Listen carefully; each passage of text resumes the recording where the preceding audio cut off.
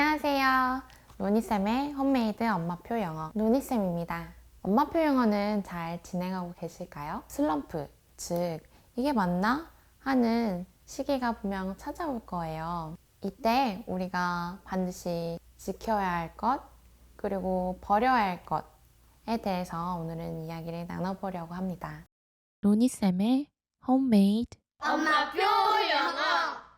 이 슬럼프를 극복하기 위해서는 꼭 지켜야 할 것과 버려야 할 것이 있는데요. 먼저 지켜야 할 것은 소신이고요. 버려야 할 것은 타인과의 끊임없는 자기 비교예요.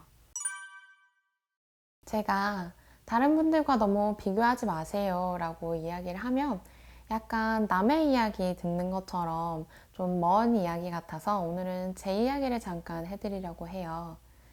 제가 처음 영어 도서관이라는 것을 접했던 거는 2011년도였습니다. 그리고 제가 제 학원을 직접 설립을 했던 것은 2015년도였어요. 저도 당연히 원서 읽기나 이런 것들에 대한 정보가 많지 않았던 때이기 때문에 스스로 불안하기도 하고 끊임없이 비교를 하기도 했던 시절이 있었어요.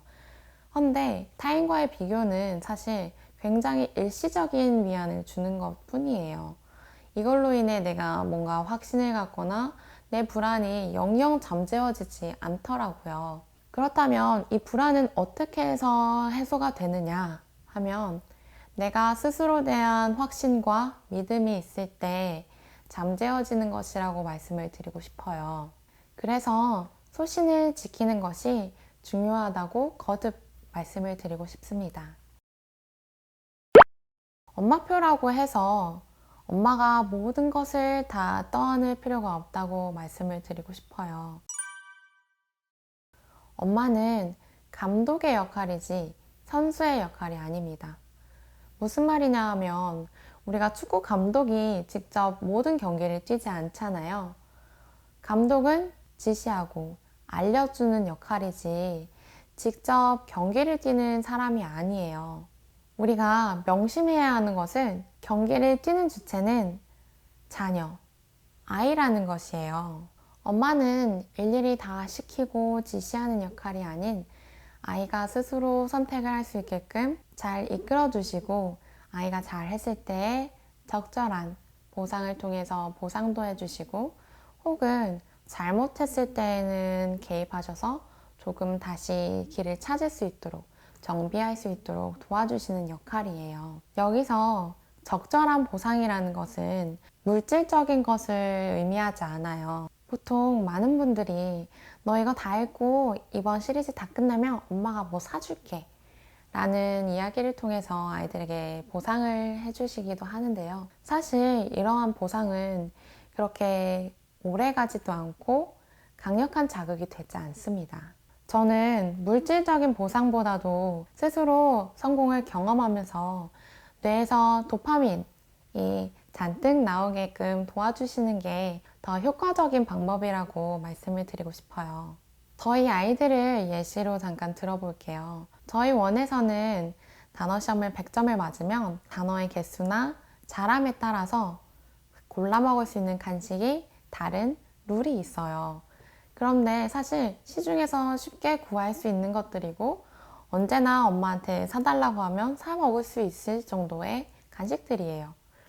근데 공통적으로 저희 아이들이 하는 이야기가 있는데 선생님, 집에서 먹으면 그 간식이 여기서 먹는 거랑 맛이 달라요 라고 이야기를 해요. 어느 정도냐 하면 어머님들께서 너 이거 사줘도 학원에서 먹는 맛이랑 다르다고 안 먹을 거잖아 라고 이야기를 한다고 들었어요. 분명 같은 간식인데 왜 맛이 다를까 하고 생각을 해보면 저는 그게 아이들에게는 성공의 경험이자 성공의 맛이기 때문이라고 생각을 합니다.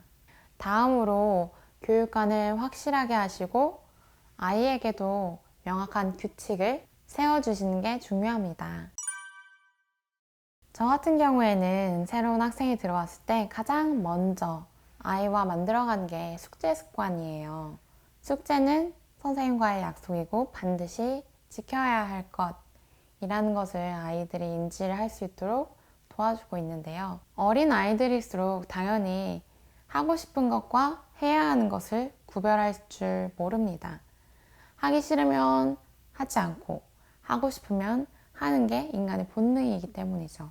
그런데 저는 이것을 거스르는 것, 하기 싫어도 해야 하는 일이 있다는 것을 아이에게 알려주는 게 먼저라고 생각을 해요. 그 안에는 당연히 숙제도 있을 거지만 앞으로 살아가면서 정말 많은 요소들이 함께 할 거기 때문에 이 숙제라는 요소는 하나의 연습이라고 생각을 하는 사람이에요. 그렇기 때문에 저희 아이들은 숙제가 끝나지 않으면 저희 수업이 끝나지 않는다는 것을 명확하게 인지를 하고 있고요. 숙제가 잘 안 되어 있는 날에는 스스로 알아요. 아, 오늘은 늦게 가겠구나. 제가 너 숙제 안 했으니까 남아 라고 이야기를 하는 게 아니라 아이들 스스로도 이 숙제가 안 되어 있기 때문에 내가 이 과정들이 늘어날 것이고 그렇기 때문에 모든 게 다 끝나기 전에는 내가 집에 못 가. 그러니까 난 집에 늦게 가겠구나 라고 이제 생각을 합니다. 저학년이건 고학년이건 큰 차이가 없고요. 아이들은 모두 숙제를 꼭 해야 하는 것으로 현재는 인지를 다 하고 있습니다. 이렇게 당연히 하루아침에 되는 게 아니고요. 엄마의 역할이 중요해요. 예를 들면 아이가 숙제가 안 되어 있고 상태가 좋지 않다고 해서 오늘은 나도 피곤하니까 여기까지 라고 하게 되면 아이는 안 해도 넘어갈 수 있다고 인지를 하게 돼요. 그렇기 때문에 엄마도 아이도 정해진 규칙을 잘 따르는 게 매우 중요합니다. 마지막으로 객관성을 지키는 게 가장 중요하다고 말씀을 드리고 싶어요. 제가 얼마 전에 전화를 한 통 받았었어요.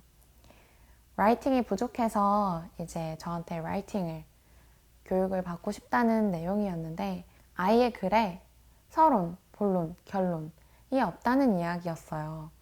그래서 이야기를 쭉 듣다가 혹시 아이가 몇 학년인가요? 하고 물어봤는데 아이가 초등학교 1학년이라고 하셨어요. 여러분, 저도 당연히 초등학교 1학년 때는 서론, 본론, 결론 있는 글을 쓰지 못했고요.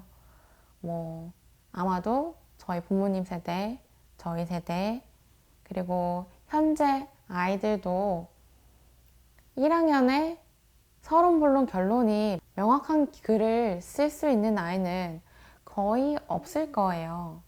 그건 영어를 떠나서 한국어로도 그렇게 하기가 어려운 시기예요. 이거는 언어적인 능력을 떠나서 시기적으로 그렇게 할 수 있는 능력치를 갖게 되는 나이가 아니기 때문인데요. 우리가 이렇게 객관성을 잃어가는 데에는 커뮤니티나 속설, 미신에 가까운 정보들에 너무 많이 노출이 되어 있는 이유가 가장 클 것 같아요. 누구는 이렇다더라, 누구는 저렇게 한다더라, 이런 거에 계속해서 노출이 되다 보면 내 아이를 보는 시선이나 아이의 수준을 보는 시선 자체가 왜곡될 수밖에 없고 기대치는 계속해서 높아질 수밖에 없다고 생각을 해요. 인터넷이나 주변 이야기에 너무 흔들리지 마시고 내 아이에게, 내 아이의 수준에 집중하셔야 한다는 말씀을 드리고 싶어요. 아이의 수준을 고려하지 않은 채 무조건적으로 노출량만 강조하는 것은 마치 눈을 감고 슛을 던지는 거랑 동일하다고 생각을 해요. 정확하게 골대가 어디에 있는지를 보면서 던지는 게 오히려 더 효율적이에요. 똑같이 공 10개를 넣는다고 해도 눈을 감고 100개를 던졌을 때 10개가 들어가는 거랑 눈을 뜨고 한 30개 정도 던졌을 때 10개가 들어가는 거랑 당연히 차이가 있겠죠? 느리더라도 정확하게 가는 것이 더 중요합니다. 사실 엄마표 영어가 정말 쉽지 않죠. 그렇기 때문에 엄마표를 하다가 중간에 다른 길들, 학원이나 영어 유치원으로 가게 되는 경우들도 적잖이 있는 것 같아요. 하지만 제가 계속해서 말씀을 드렸던 것처럼 아이에게 가장 좋은 선생님은 엄마입니다.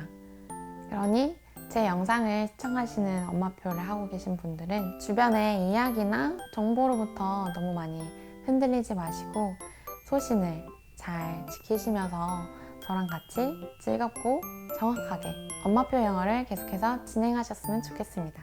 그럼 오늘 영상은 여기서 짧게 마치고 저는 다음에 또 다른 영상으로 찾아뵙겠습니다. 다음에 만나요.